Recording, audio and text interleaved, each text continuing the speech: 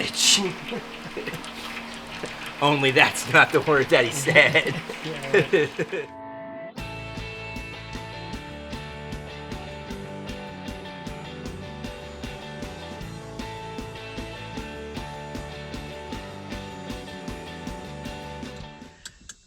Hi, okay, the vlog here. Welcome back to DMC Wrench Time, and finally got this car back on the road after 2 years.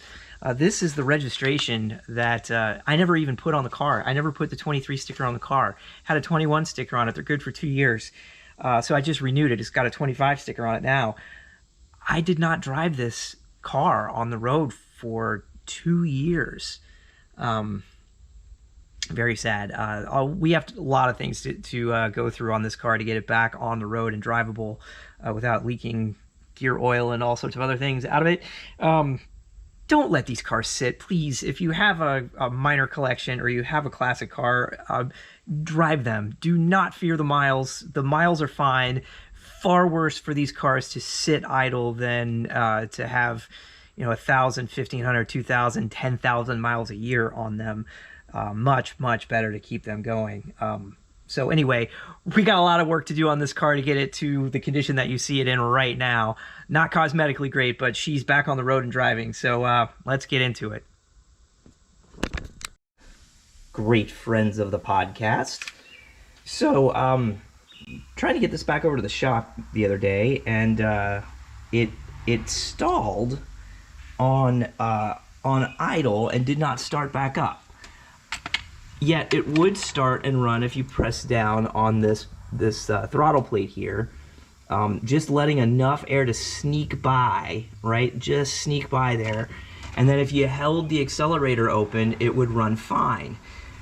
So it's not getting idle air. There is an idle motor here, right here, that is bypass air to let it idle. I was about to check electrical connections, but looky what we have here. Look at that. That is disconnected. Disconnected. Now, because this was running before, it really doesn't like the orientation here. What's blocking it? I've got some routing issues going on here. Got that down there. I'm gonna see if I can repeat the condition.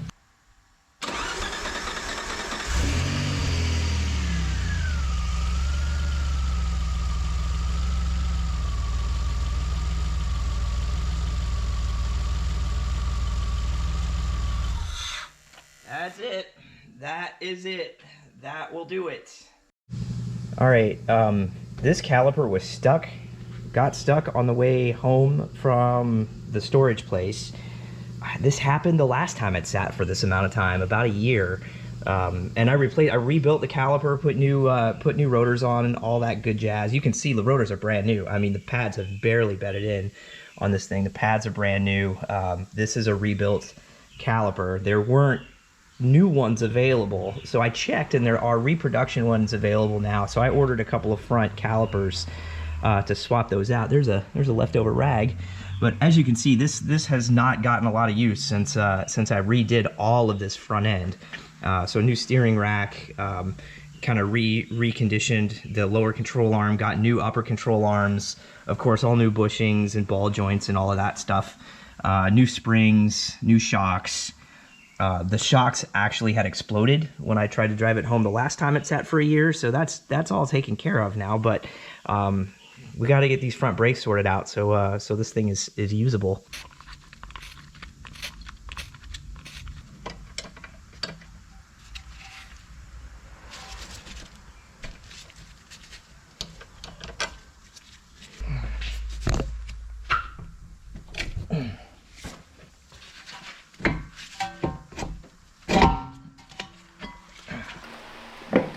Sit, Ubu. Yeah.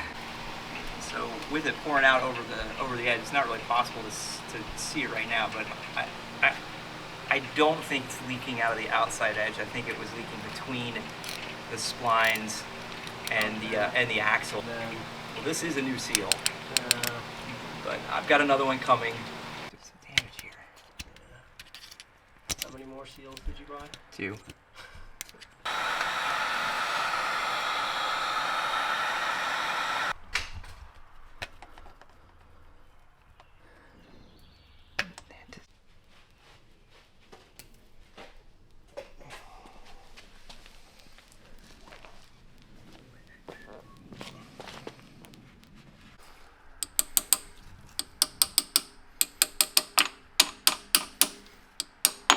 You have a big socket that fits her.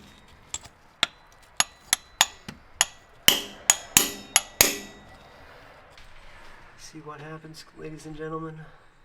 I wrecked it.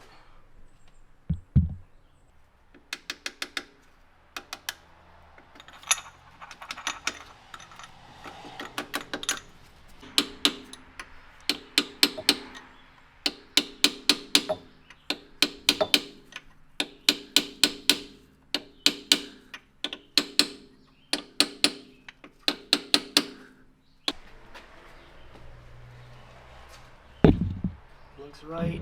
Felt like it stopped moving too, so.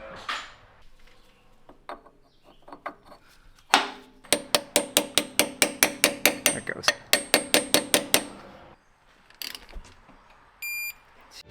I wanted a message from the beginning, the start. But radio static was about all that I got. The radio signal's never on time. The message you carry gonna make up my mind. But you know that I'm incapable of getting through my snap decisions. I gotta make up my mind. I'm running out of time. I'm running out of time. I'm running out of time. Okay, the most important test, the cardboard test. And, get out here. That is a clean piece of cardboard, my friends. We have solved the transmission leak. Actually, all of the leaks. There are no leaks on this car right now. That is fantastic. And it is not out of oil. I just checked.